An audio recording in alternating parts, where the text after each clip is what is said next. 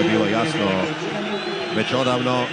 Ulazi nam Marko Rog i poželimo mu samo da se pokaže u onom svjetlu kako smo ga vidjeli posebno u tom predstavljanju protiv Pole Eš. To je igrač koji može i svojom brzinom i svojom imaginacijom donijeti kvalitetnu loptu za ove isturenije igrače naprijed.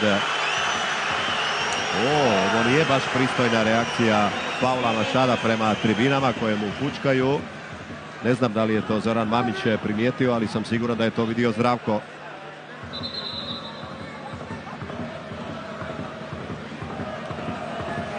Žimeni će doći, mislim da će pokazati, da, žuti karton, a možda i crveni Paulo Mašado. Mislim da zadnji džep, da, crveni karton, da. Tako je, bravo za Žimenija, bravo za Žimenija. Odnosno za četvrtog suca koji je to vidio, jer tako se nesportski ne može ponašati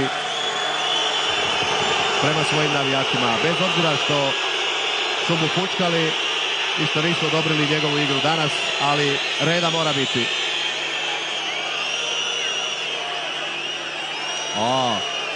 Gospodine Mašado, ovo bi mogla biti vaša zadnja utakmica u Dinamu.